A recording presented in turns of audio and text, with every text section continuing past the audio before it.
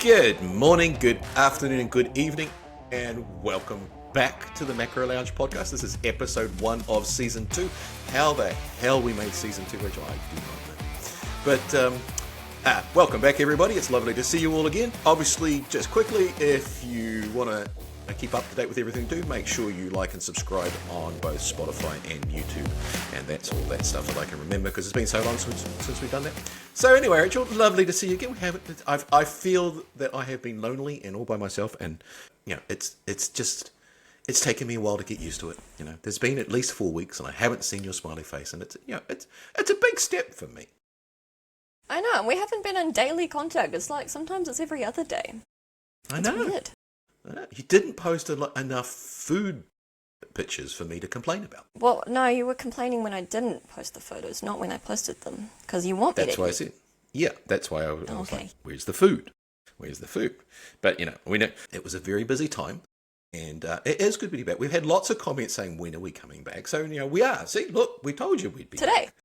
Yeah, today. We don't know when today will be in your time, but today's today in our times, and we're happy with that. So, Rach, what have you been up to since, when did we last catch up?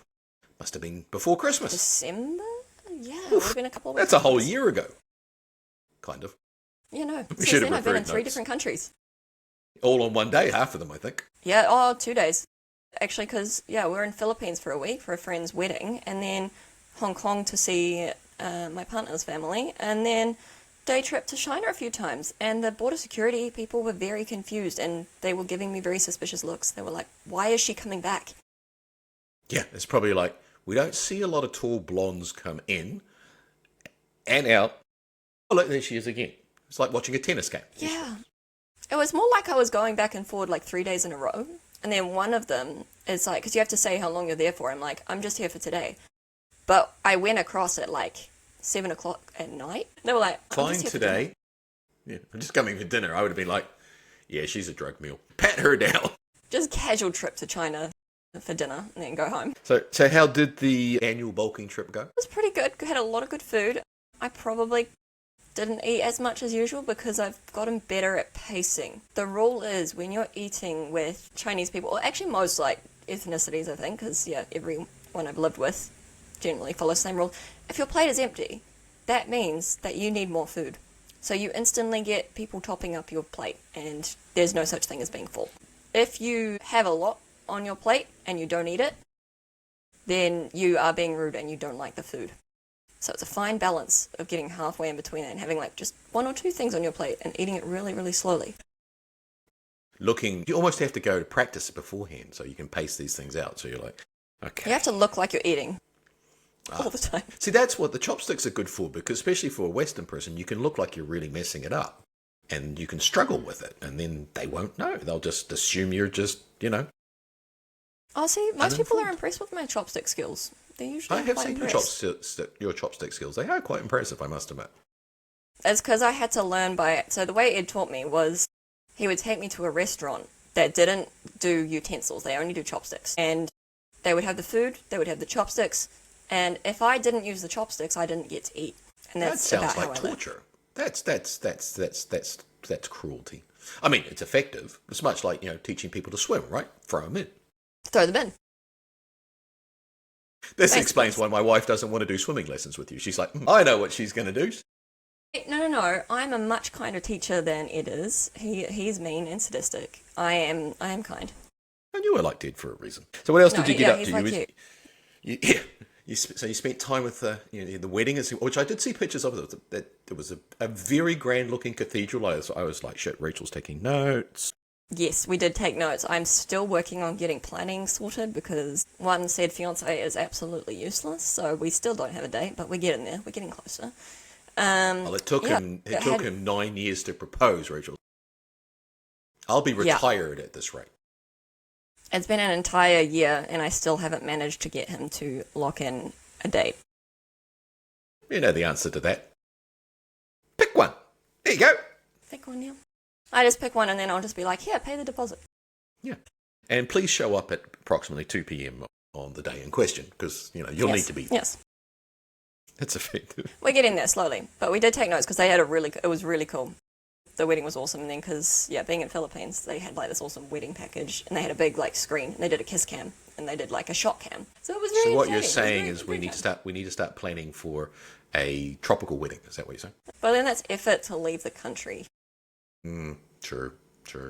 But that's, as I said, that's we'll why figure it out. like Valerie and I did the destination wedding, because you can invite everybody, knowing full well This is true. a large percentage of them won't come, and you don't feel Well, bad. speaking of, I you would were at a bit of a destination yourself. I did. We went to Bali for 3 gorgeous weeks, which was lovely. We did have a little bit of a delay in Melbourne, which we, in our minds, and this is, well, sorry, I should rephrase that. In my mind, we were going to land in Melbourne, and then we were going to catch the train into downtown Melbourne, and then we were going to go and train. Well, I was going to go and train at Dorothy's gym. Turns out it's not quite that so easy to get from Melbourne airport into downtown Melbourne. So no, we just got stuck in no man's land, the transit lounge for 8 hours. But we were in Bali for three and a bit weeks. We were up in Ubud to start with, which was absolutely gorgeous. Other than the traffic, you take your life into your own hands in that country, I tell you. Same with Philippines. Yeah, it's just like road rules. Who needs those? I know. It's like everybody's going one way. The weird thing, like one of the drivers was telling us that to go across the island of Bali, right, it's 100 kilometers.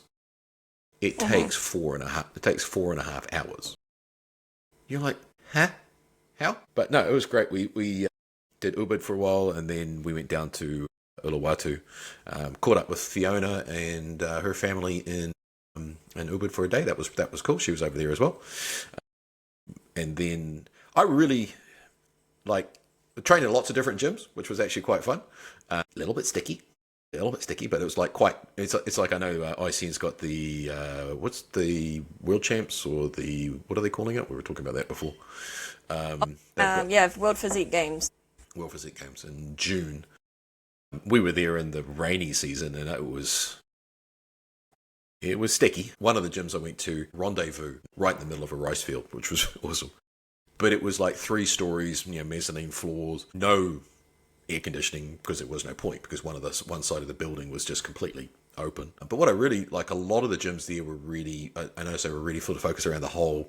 It was like an all-inclusive, like, wellness type thing. So you had, proper full-size swimming pools, cold plunge, sauna, steam rooms, co-working spaces was big, all sorts of various different things there, and, restaurants and that. I went to one in Uluwatu called Bamboo, and that place was massive and just heaving. There must have been 1,000 people there on that day, including in the restaurant at the front. They had this pool area which looked like it was something straight out of a Club Med resort. Massive, big CrossFit High Rocks area, and their bodybuilding gym, which was just, you're standing sideways trying to do stuff, which was hilarious. And what I did discover in Bali is that every male likes to train without his shirt on, even the ones that shouldn't be training without their shirt on. So it's a little... To be fair, it's a lot cooler. It's not as hot. But most guys have trouble remembering to take a towel to the gym. So as you can imagine, no shirt, and it's like, 180% humidity, so it's liquid. It was like, But and everybody was like, all the gyms, the staff were super friendly, really accommodating. Did run into a couple of competitors who recognised me from judging, which was funny. It was like... Can't go anywhere. Yeah, it was like, I hear this, Mr. Bold. I'm like... Well, actually, I saw a couple of my old students from when I was teaching at the airport. Oh, jeez. Nope, I'm not here. I didn't recognise you. Yep, just pull the hat down. Ubud I really like. So, Ubud's really known for like its yoga studios and vegetarian and vegan food, which, as you know, I'm a dyed-in-the-wool carnivore, so that was kind of like you want me to do what? Yeah, it's not happening. But it was really absolutely stunningly beautiful. Uluwatu was like right by the beaches and stuff, which was cool. But we had a great time. Very, very nice and relaxing, and lots of walking. Actually, I have you're still a better man you. than I. I only went to the gym once in my entire trip. Yep, that was probably when you got home. No, it wasn't. It was in Philippines. I used the hotel gym one time. Well, that kind of counts. So actually, the pressing question about all these holidays and stuff. How much fabric did you buy? I actually didn't buy any. I didn't have time to go fabric shopping. Holy! I know.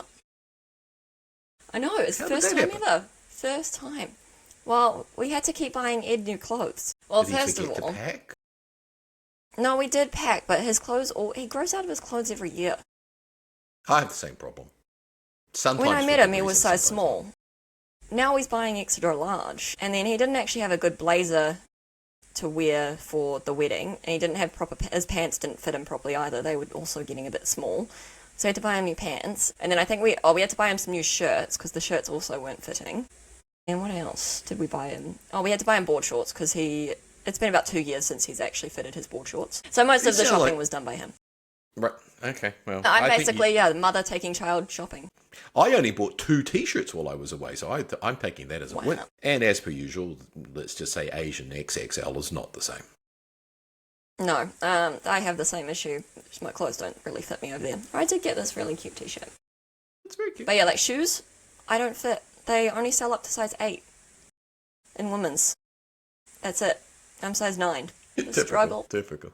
The struggle is real. All right. Well, that's it. Yeah, that was actually, I took the opportunity over, particularly probably being in a place which was a lot more relaxed. It was a good opportunity. We talked about it last year in a couple of the episodes about filtering and editing out things like social media feed and all that sort of carry on. I took it as an opportunity to go through my own social media and literally sort of try and filter out a lot of the negative stuff that comes from the world of bodybuilding, because there's always somebody who's got an opinion. There's always somebody who doesn't like somebody else, and somebody hates somebody for something else, and it was like, kind of, do I really need this in my life?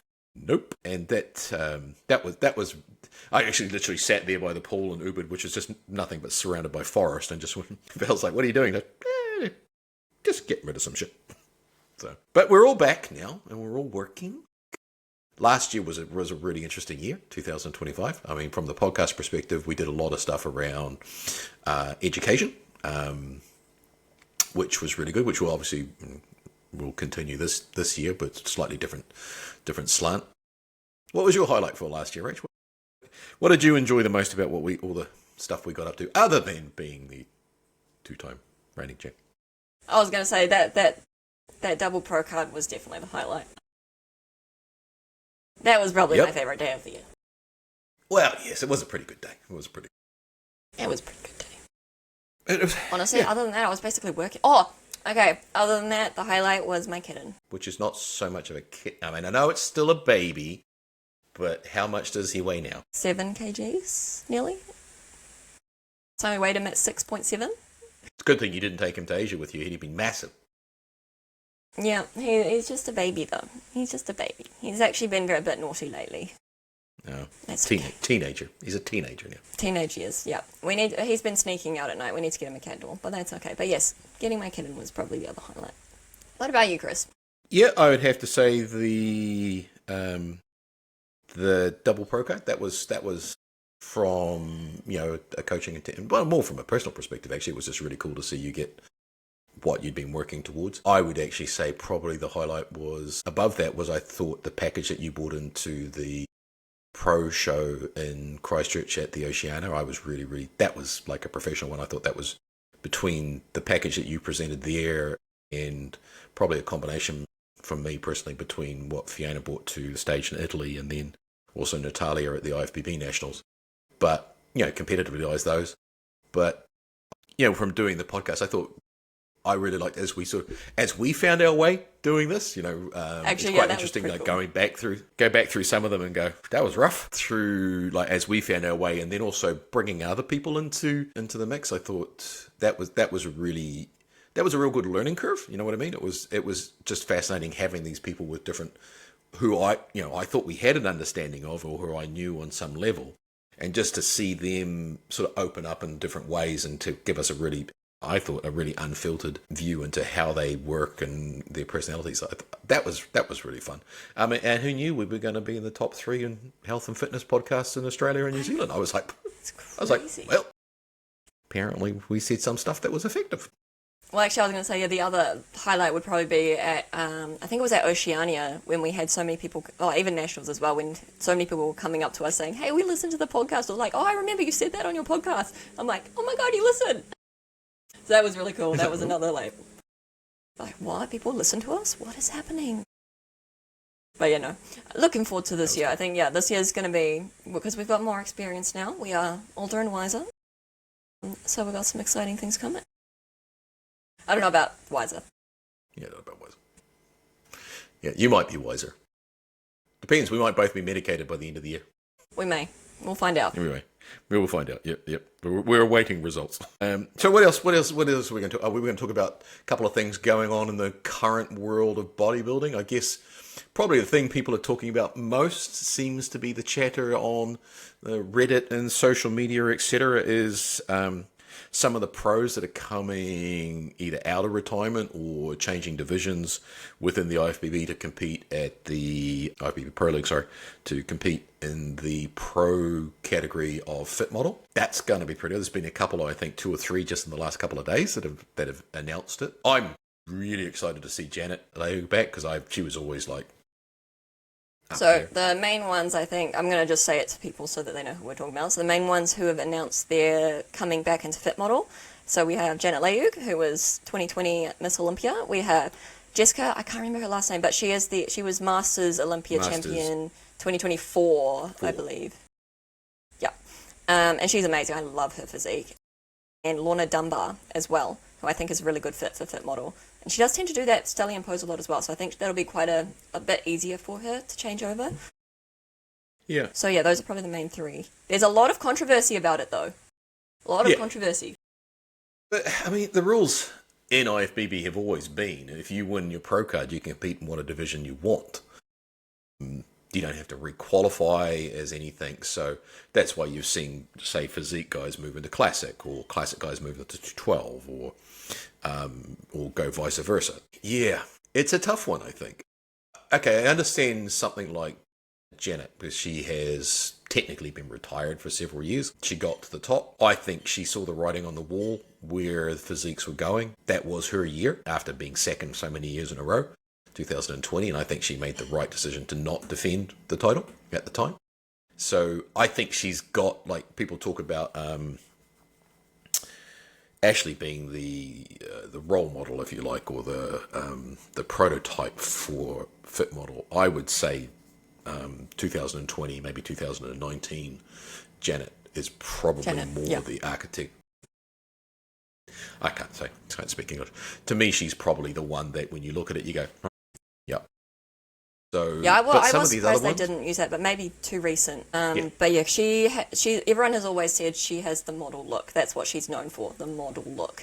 Because she just has that wow factor as well when you look at her. So yeah, and there's a lot of people who aren't a fan of her moving just because that she has won a Bikini Olympia before. So the main reason there's controversy about it is people are saying, well, she's going to be way too muscular for Fit Model and it's going to drive the standards of Fit Model upwards, where people want to keep it down because Bikini's gotten so far from what it was that they want Fit Model to be a little bit further less muscular because, yeah, it's a bit more attainable. I do think, though, because remembering that Janet has always been one of the less muscular ones, but it'll be interesting to see how she goes because her glute projection has always been very dominant, and I don't think that's something that is very beneficial in Fit Model.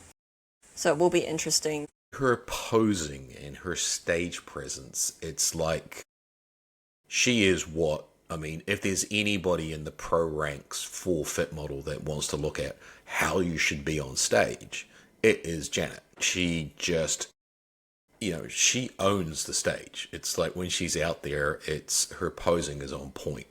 Just her presence, and she just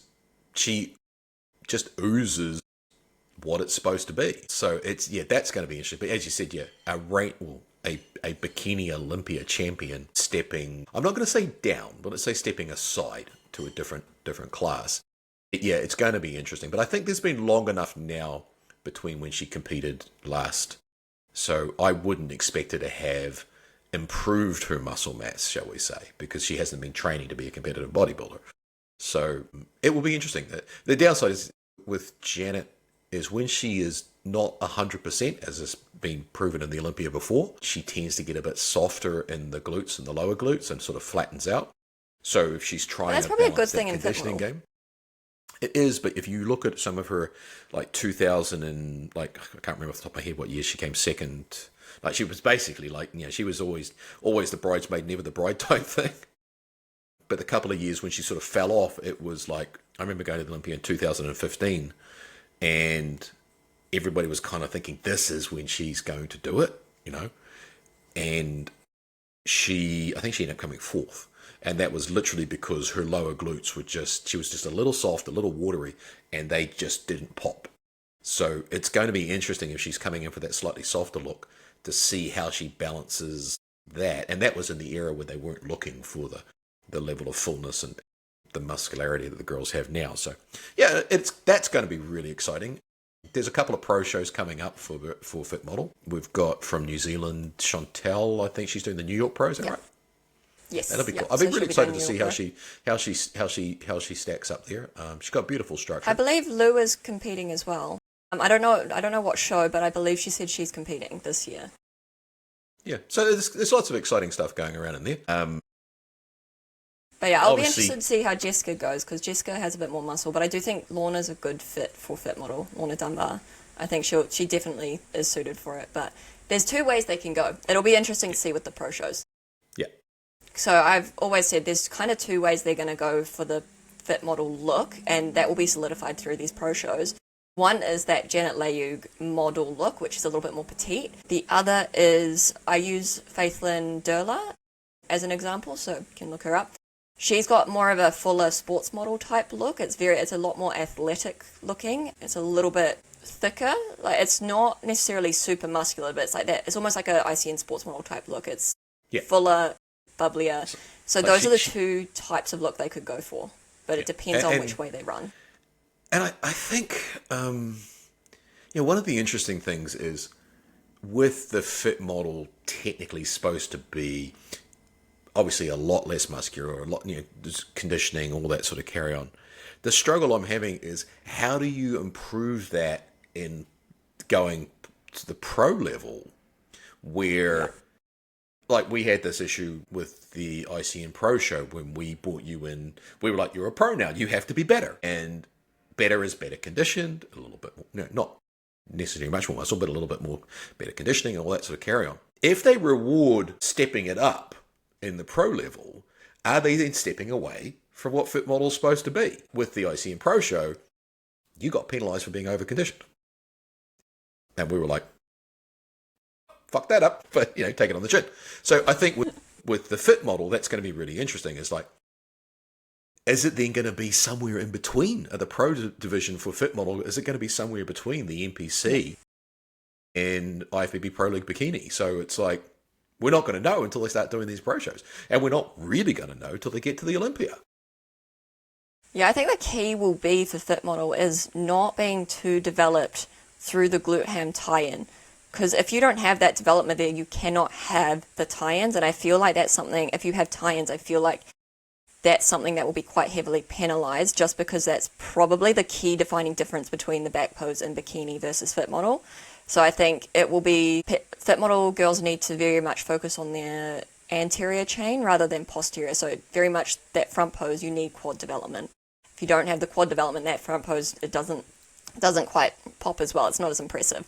So I think that's going to be the key there, is making sure the shoulders are well developed and the quads, and then your glute med rather than the glute max and hamstrings. And then you don't really have to worry too much. It's the suggestion of the tie-in. So if your conditioning is too good, like in New Zealand wise, let's take Fiona Crawford for an example. Her back shot, her glute hamstring tie-in is just like, Jesus. Crispy. Yeah. But if you've got that kind of conditioning, you're not going to be Fit Model. So it's like, and if you're too soft, then, again. So I think we're not going to get a really good, clear idea of what the Pro League's looking for until they get to the Olympia. There is the Japan Pro show in a couple of weeks, I believe. But that's also the benefit to not developing the glute hamstring area as much, because it means you can get more conditioned without getting that tie-in. Yeah. So I think that's going to be very much a key for Fit Model. But I think long-term direction-wise from the pro level, I really don't think we're going to see what they're looking for until they get to the Olympia, when they are comparing champions for champions. Because as we know, shows are very dependent on who shows up. Who shows up. there's obviously, when I was judging, you used to frequently get, well, why did that person win? The criteria is X, Y, and Z. And you're like, well, because that person was there. You got to reward somebody. Criteria can also be quite loose.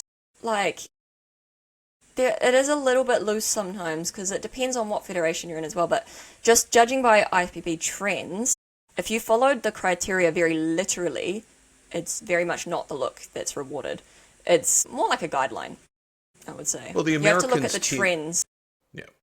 In America, they tend to be rewarding a different look than in Europe or Asia and also South America. So it's kind of like, again, we're not going to know until all of those girls that have qualified for the Olympia show up on one stage, and then the Olympia judges will say, hey, this is what we want. And then we'll go. So I don't think we'll really know what the pro division of Fit Model is going to look like until 2027. I think that's... Yeah. I'll be interested to see what they allow for the suits. Yeah, but looking at the NPC in the US and looking at the the pro qualifiers and stuff, they have been a little... They're starting to get relatively consistent. Oh, the suits, consistent. The back cut. Yeah, the back cut's been a little bit fuller, a little bit more consistent, less obvious bikinis. Yeah, and again, look, it's still finding its ground. Once you get to the Pro League, are they going to turn around and say, oh, look, you guys can start wearing rhinestones and stuff? I don't know. I have a feeling they'll start allowing connectors. I think that's the first step, is that they'll start allowing connectors. They might not allow rhinestones straight away, and they might never, but I do have a feeling that eventually, even if it's just for the pros, they might allow the pros to have bedazzle. But Rachel, how can we talk about Fit Model if they don't have sparkles? I know, it's very upsetting. It's like we'd love to talk about you, but no sparkles. I know, that's why I'm saying they should have the connectors, but I have seen a few companies trying to cheat the system a little bit. Yeah. By using little back connectors almost as like little bits of sparkle, like what you'd see on a posing suit, which technically isn't allowed because it says no connectors and no bling. But yeah, it depends on what gets enforced, and we don't know how much leeway they're going to give with these suits. At the moment, it does look like about 30 to 40% is the go for the cut. Yeah, I think the whole 50% thing, I think, was an arbitrary number. It was just like, we want more. And I think if you go with that approach, they want more coverage than you get in bikini, and less focus on the number, then I think that's fine. And you are starting to see a little bit more intelligent cuts. You know what I mean? It's like they are showing shape. There's less than the old, what do we used to call them back with when we had the diaper cut? The split? Yeah. I wasn't going to go, but yeah, that's the one. So yeah, that's cool. Yeah, well, I don't think anyone really did those ones for this particular division, I think, because everyone knows now that it looks better to not do that. So nobody even really attempted it. Like, I spent weeks working on the Fit Model cut. It's horrendously difficult to work with, but yeah, it's getting better. Modest cut is what it was called. So what else is going on in the world of bodybuilding? New qualifying system for the Olympia? Yeah, new qualifying system for the Olympia, which I think is great. I personally go by I've always said look, we've got the veritable alphabet super federations worldwide. Okay, the Olympia, to me, like the IFBB Pro League, has always, and rightly or wrongly, it's always going to be the top of the food chain. But it is also the most extreme level. But for me, to be at the Olympia, you have to be Olympia quality. So having a qualifying system where it's not just a case of if you win, you're in, it's more like you've earned it. And not saying that people who've been going haven't earned the right, because they did under the qualifying system. You won a pro show that qualified you to go to the Olympia. But for years, you've been able to watch the Olympia lineup.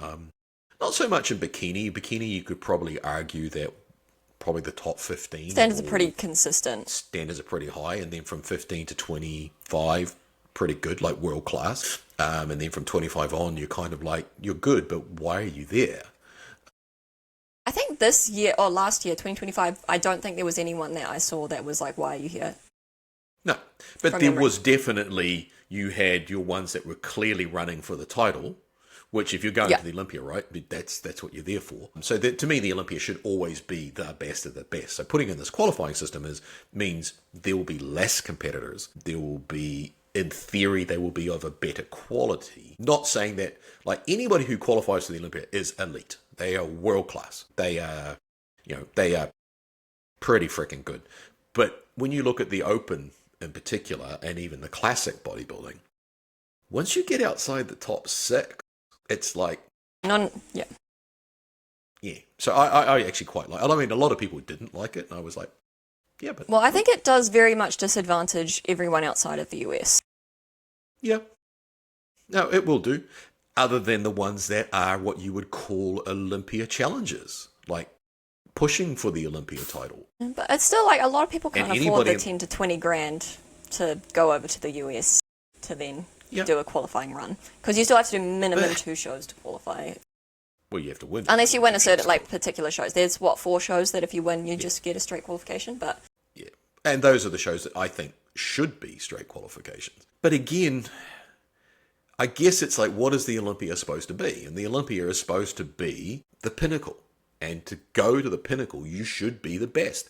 If you are just looking at it as a qualifying, saying, I've got to spend $20,000 to qualify, well, why are you going to the Olympia? Because the reality of it is, you're going just to say, I've been to the Olympia, which anybody who's been to the Olympia, I take my hat off to you. You guys are freaking phenomenal. So I don't need people coming back to me and saying, well, I went. And you're like, yes, you've been to the Olympia and you deserve to be there under that system. And you are a world-class athlete, and they are. And there are many, many of them around the world, and we've been fortunate to have a few of them come from New Zealand as well. But to me, if you're just going to say you're going to the Olympia, then I think that kind of takes away from the gloss of being an Olympia champion. I mean, can only be one. There's only been, 17 Mr. Olympias? There's only been less than... But then that doesn't make the money any less, even if you're going to win. You still have to spend, $40K, because then you have to go back to the States again. Most people don't have 40K per year sitting around. That's an entire salary almost after tax. Yeah. So that's my issue with the system. Is it does make it very hard for anyone outside of the US to be able to go. Probably my biggest issue with how the Olympia works is that it's always based in the US every single year, and all the qualifying events are pretty much in the US. It's also hard to get a visa for the US. Every year there's athletes that get denied and they can't go. Yeah, that's true. Actually, I remember the days when the Olympia used to move every year. I mean, I remember it was in Helsinki. It's been like South Africa, Australia, right through probably from mid-70s through to late 80s, early 90s. I think it used to be somewhere different. It wasn't until it went to Vegas that it started being based in one permanent place. And now that it's privately owned, I mean, it's going back to the Orleans Arena this year. Don't necessarily agree with that, but again, I understand it's business and stuff. So yeah. The other thing we have coming up is the Arnold. It's in a few weeks. It's coming up soon, so that's true. I think it's a bigger lineup than usual. I think there was about 15 of them rather than 10, so it was interesting. Yeah. But yeah, we've got Amy, Ashley Kay, Laura Lee, and Ashlyn. So those are probably the top runners, I would say. And then my other favourites who are competing. We've got Phoebe Hagen making a comeback, so she didn't compete the last 2 years maybe, and so straight off the bat going to the Arnold. And then Marie and Jordan are my other kind of favourites who could potentially kind of work their way in there. The Arnold Classic in Ohio is just, to me that is, I'd rather go there than the Olympia, to be fair. No, as a fan, not necessarily as an athlete, obviously. Because they have a big expo, don't they? It's nuts. I think there's like 200,000 athletes competing. It's like a 10-day. It's not just. It started off as just the Arnold, right? And now it's a whole expo. They have everything from mixed martial arts, jiu-jitsu, slap fights, powerlifting, strongman. Everything's there. It's massive. The only downside is it's in the middle of winter in Ohio, which I can assure you from personal experience is freaking Baltic. But yeah, it's going to be an interesting show, that one. Right across all the divisions. Who's your pick? Who do you reckon? I'd like to say Ashley, but I think it's a bit early in the year. So we'll just have to see. I think if Laura Lee comes on point, because other news in the bodybuilding system, or the bodybuilding world, Laura Lee has a new coach. Yes, she does. So that will be very interesting to see how that goes. The thing with Laura Lee is if she's on, don't beat her. If she's on, she's on. She'll take it. If she's on, she'll take it. But it'll be interesting to see how she goes under a new coach, because she hasn't had new guidance in years. Yeah, and a new level of confidence and personal life and stuff like that. Yeah, because she left a toxic system from before. So it'll be interesting to see how her mental state is like. Because I think possibly it could be a huge benefit to her, most likely. Yeah, but as I said, if she's on, like if she is the Laura Lee she's capable of being, lights out. You know, she has everything that they look for. They're like, you are what we are looking for Bikini when you're on. The problem is, I think she's kind of like, one could argue she's similar to, say, Janet Leung or even to Isa Piccini. When either of those two are just off, they're not slightly off. They're quite a bit off to the side. And that's, so if she's on, I'd say it's hers for the taking. Has she had enough time post Olympia to correct what was going on and to make some improvements? Who knows? But it'll be fun to watch. It will be very interesting. And again, like, I still would love to see Ash win another Arnold or the Olympia again, because, yeah, she's pretty amazing. So, yeah, I think she'll be definitely up there as well. But, yeah, it'll be a very interesting show, I think, to see how it goes. It depends on how everyone goes up. But, yeah, if Laura Lee comes in on point, it's hers for the taking, I think. Yeah, I'd say so too. So, it'll be fun to watch. I will definitely be watching that one. So maybe we should do maybe we should do a watch party, but that could get us in trouble. Well, it's a free live stream, I believe. What's that, sir? Yep, we could do. We'll do what else is going on? Live recording of the podcast for the 10 days that the comp's on. You're like, hey, and today we've got. Hey, no, just during Bikini. Just during Bikini. Okay, just during Bikini. That's right. We don't talk about it. Or maybe wellness. Maybe wellness. Wellness should be interesting. What about in little old New Zealand? What's going on? We've got everybody's got their calendars out now, so everybody's looking. Yeah, between New Zealand and Australia, the calendars are stacked right across all the federations. It's like, it's interesting to see I'd be interested to see how in New Zealand they're doing Season A and Season B. So we've got a North Island and South Island show in Season A for the NZ-IFBB. So that will be interesting to see what sort of lineups come out of the woodworks for those two shows, because it's the first time they've really done shows that early for a long time. They used to do the Pro-Am, I think March, around the same time of the Arnolds. No, that's pretty early. Used to be about 2 weeks after the Arnolds, I think. So that will be cool. Obviously, in Australia, they've got 2 seasons pretty much across all the federations. Looking at the calendar for ICN, IFBB Pro League or NPC Australia, NAB Australia. The entire alphabet Australia. The entire alphabet. So they've definitely got 2 solid seasons. But yeah, the calendar's stacked. So it'll be interesting to see how that all plays out this year. And there's some cool athletes coming back that haven't competed for a while. There is. On both sides of the ditch, obviously, more so here. I mean, in New Zealand, there's a couple of bikini girls coming back across all categories. Be interesting to see them. You were talking a few, Rachel, that you were quite excited to see. Who are you looking forward to seeing back on stage this year? Well, for Fit Model, I'd say I really liked Alex Horton's look. I think across... Other than, because I'm just taking out the people who got pro cards, we're just ignoring them because they've already got their pro cards. She was probably my next favourite.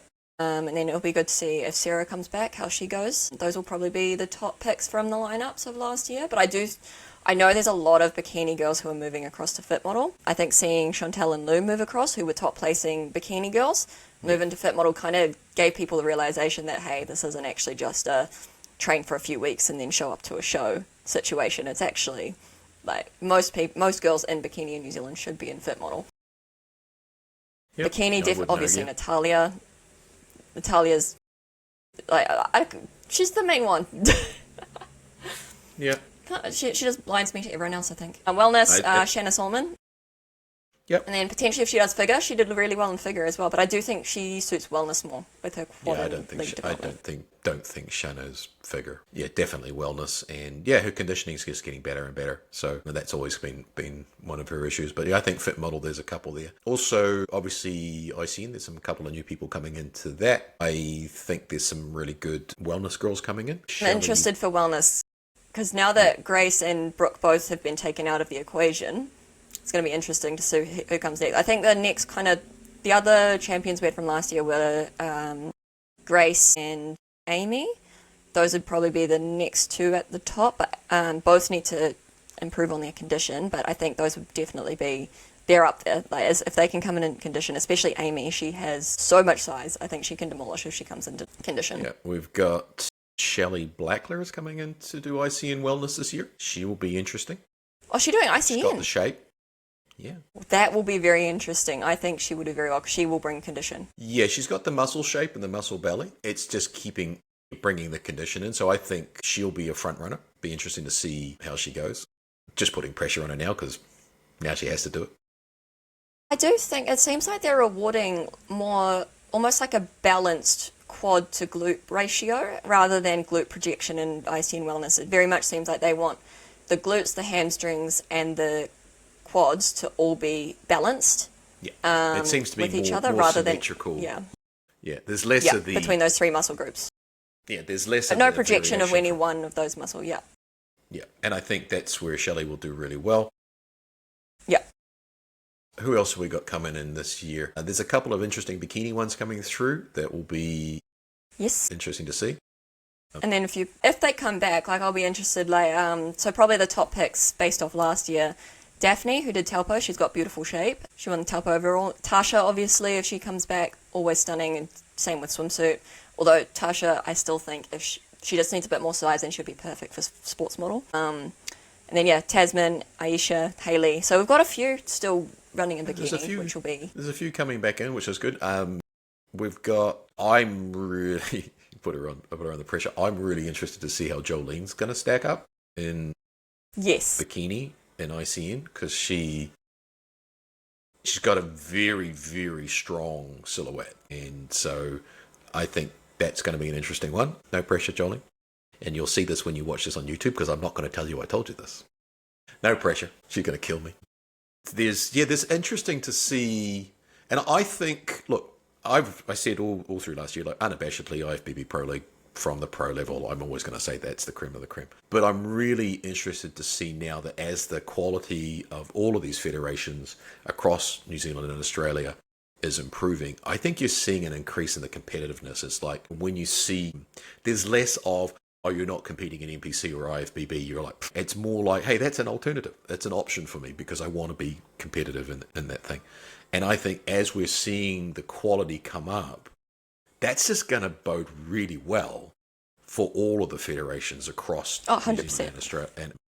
And I think you'll probably see a little bit more crossover from one federation to the other. You know, it's just like, hey, I can do this. I mean, we've got girls that are doing, this year alone, we've got 3 girls in our team that are doing ICN, NAB, OCB, and IFBB. You know, one girl's doing all 4, which is like, all right. Well, the posing will be interesting. Yeah, I hope you're brushing up on that because you're going to be teaching them all. No pressure. But yeah, so I think as we're seeing, it's just the quality, the more competitive it gets, the better the quality gets. 100%. And that's being driven by the sport in general. And so I think 2026 is going to be exciting. So it will be. It's going to be a really cool year. So I'm very excited to see who shows up this year, especially fitness. I'm hoping there'll be a few more girls coming into fitness for ICN because they've got obviously the 2 different. Shelley will probably do that as well. Okay, that'd be interesting. Because I don't know. Like, there's 2 kind of different looks. Because Abby, being world champion, she won again in Dubai, is very borderline figure. She's very close to that line of figure, and I think she almost reminds me of like the European look. Because she does that front-on pose like with the IFBB Pro League. Well, not IFBB Pro League, IFBB Elite. No, I got that wrong. But yeah, so that's what she kind of reminds me of. Whereas, Mira has like a slightly more conditioned bikini look. So, yeah, it'll be interesting to see how that goes. Yeah, sorry, I misspoke. Not fit model, not fitness, sports model. It's something that Shelley will do as well. She'll do great in sports model. Yeah, I think she'll do great in that. But yeah, I think all in all, it's going to be a really, really good year. What else?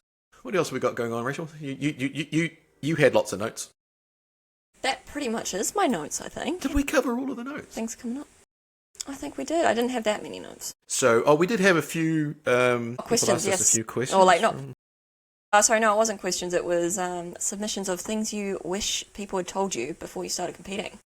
Yes, and my phone has gone off it now. It's reloaded. Yeah, mine too. Where did it go? Bear with us. Technical difficulties. All right, I got it because the other one's slow at technology. So, one of them was, so again, things you wish people had told you. Choose the right coach. Make sure you are researching to look, because your coach is looking after your body. Like, it's a huge commitment, especially if you're listening to your coach and following what they say. We have talked about this in our red flags episode, so catch up with that if you haven't. Because a bad coach can absolutely destroy you. Yeah, but that also extends to posing coach. To choose the right posing coach for you as well. Certainly somebody that's going to teach you in a manner that you can gel with, but also somebody who's going to bring out your strengths, not just make you a mini version of them. Yes, definitely. What else did somebody say? Oh, the importance of reverse post-show. Well, we talked about that sort of towards the end of last season, so go back and look at that. It is important, but it's also not the holy grail. It's just more about being structured, so yeah. But that's something you should really be considering. Like if you're thinking about a show now, think about when that reverse is going to fall in, because you're not just going to come straight out of the show and go, hey, life is normal. It's yes. like, no, it's not. You're in for a surprise. Yeah, I think if you don't have to die during your prep, it's a lot easier. The more you are killed during your prep, the worse it is post-show. But yeah, I think don't be dumb about it. Like if you don't eat a whole box of donuts and you'll be sweet. Like yep. Pretty much. And as you said, if it goes back to your coaching, it's like if you plan it out right, it shouldn't be, it's not supposed to be fun. And it's also not necessarily a model of health, and things go wrong. Your body doesn't react to it and stuff like that. But if it's planned out properly, then you're going to have time to be able to react and to do different things. So, what else did you have, Rach? We have, don't take it so seriously. I like this one. I like that. Especially for first-timers. I feel like it's more first-timers. I used to measure out everything to the T. I'm going to be honest, I don't measure out my broccoli, guys. Especially in off-season. Like, I'm sorry, but in off-season, measuring your vegetables for every single meal, you can be a little bit flexible with that. Yep. Being 150% How much broccoli in can you off-season. really eat, for crying out loud? Exactly. So, there is certain parts of it, definitely, you can relax a bit. Even in prep, close to the show, depends on your priorities. If your priority is, yes, bodybuilding, you must do well, yep, that's fine. But for majority of people, this is a hobby and it's a fun sport to do outside of work. So yeah, don't take it so seriously. Don't sacrifice your work, your relationships. Do as well as you can, sure, but it's second to life. Yep. I would wholeheartedly agree with that. What else have we got? Somebody else we should talk. The body dysmorphia takes a massive toll on you. This probably sort of goes into that whole thing about reversing as well, because it's the reversing side is not, as we talked about previously, it's not just about bringing your body back to normal, bringing your hormones back up to all that sort of stuff. Rachel can obviously speak to this a lot more succinctly than I can, but it's coming back from stage to what is normal. And how many times have we all heard somebody say, oh, I'm fluffy and I'm this and I'm that, and you're like, yeah, compared to 99% of the people, you're jacked and shredded, so your fluffy is not really fluffy. Prep goggles. Prep goggles. And so the amount of people, you'll see all the posts, people being like, oh my god, I thought I wasn't lean enough, and they're posting their photo of a couple days out, and it's they're completely shredded, and they're like, yeah, I can see that now. So don't look at yourself too hard when you're in prep. That's probably the big, or even actually out of prep too. A lot of, especially our first timers, look at themselves too hard. Trust your coach. If your coach thinks you're not on track, they will tell you. And you're not going to look like Miss Olympia in your first show. And if you do, that's a fluke. You're a genetic freak and you should be straight up there. So yeah, don't hold yourself to the amount of people who are constantly like, oh, am I big enough to do this? Probably you're never going to be big enough, most people. It's very hard to outgrow bodybuilding because everyone's constantly growing. So you just got to accept that you're always going to be growing because it's bodybuilding. It's bodybuilding. You're building. And again, all you got to do is be better than you were. And that's the whole point, because you can't control what the judges do. That sort of thing. And so what have we got going on? So Rachel, we're going to have, this year we're going to probably have a lot more guests. We had some really cool ones last year. Got a fair amount of stick on a couple of them, which was quite funny. It was interesting. We'll have to get him back on, see how much grief he can cause this time.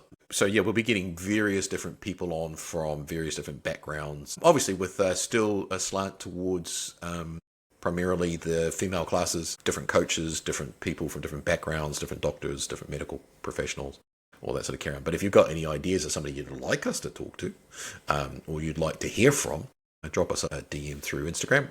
We'll follow up on that as when we can. So yeah, it's going to be an exciting year this year. We've got lots of things going on. Rachel and I have got lots of things going on that we will be announcing periodically as we go through. Lots of work to do as well, because we'd like to make these things that we're going to do, and then we suddenly go, crap, we actually have to do this. Me and Chris are great at brainstorming. We are very good with ideas, less good with follow through. Yeah. That's why we both have respective spouses who just look at us and go, really? When are you going to do that? We're like, see, mine's not very realistic. He just is like, okay. Yeah, actually, it's pretty. to be fair, Valerie's brilliant. She just looks at me now and just goes, yeah, par for the course. All right. So No, she's like, how much do I have to do? Yeah, that's pretty much the driving decision factor is like, what do I have to do in this? And we're like, Not a lot. Creatives, not a lot. Just a little bit more. She's like, yeah, you do know I have a full-time job. We're like, minor detail. Chris, you don't earn enough money. She should be a full-time stay-at-home housewife, just drinking cocktails. Trying. But yeah, that's why we keep coming up with these ideas. So, she doesn't have to. But the problem is we come up with these more ideas and then it revolves her doing more work. So and then it costs the whole money. Retirement thing. Yeah. It also costs money to get the ideas we're going. Yeah. Yeah, didn't win the lottery. That's right. Magic, so. We have many fun things coming up. Hopefully one of them will be announced very shortly after this episode. Fingers crossed. Might even be announced before this episode comes out. That depends on... It might. So, yeah, you'll have to check out the Instagrams and see... Yeah. See if it's just been have to announced. watch top secret we have no plans. Stuff. Yeah. So, hopefully this episode we've given enough... Well, as Brooke calls it, the sharns, because she was missing our sharn. I don't actually know what sharns means. Did you ever establish what... Sharns? The sharns? Yeah. Something to do with yarns? Is it? Yeah, that's what I thought. Is this a South Island thing? We need to ask her. Maybe it's a I haven't heard thing. that before. Maybe we'll have to ask her.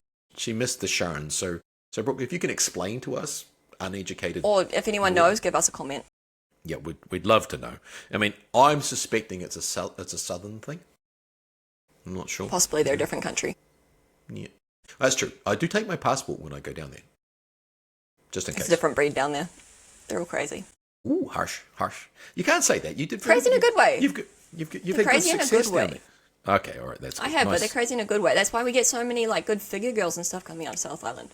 There's something in the water. I think there's something in the Canterbury water. It's like, go down there. So yeah, extra South Island show this year, so that'll be exciting. But we've probably waffled on for long enough. We probably should wrap things up. Yes, I know, shocking. Yes. Anything in closing there, Matt? No. We never do. No, not really, because, excited to get started for the season. Or if you're on YouTube or Instagram or wherever, give us a comment of what you are looking forward to most this year for the competitive season. We would love to hear from you. And, it's pretty much signing off from me. Well, again, thank you very much for joining us again for the first episode of Season 2 Macro Lounge. We look forward to bringing you many, many sharns and shenanigans as we make this stuff up as we go along. But again, if you can give us a like or subscribe on YouTube and Spotify, that actually really helps in other people finding the podcast, which apparently we did very well last year because, hey, top 3 in New Zealand and Australia. That was like... So we need to keep that streak going. Not that we're competitors in the slightest. Number 1. Anyway, you guys have a fantastic week. We will see you all next week for more stunning news and complete and utter mindless drivel of the world of sparkles. Because as we know, sparkles are the only thing that count. Always. Well, enjoy your day, everybody. And take care. We'll see you next week.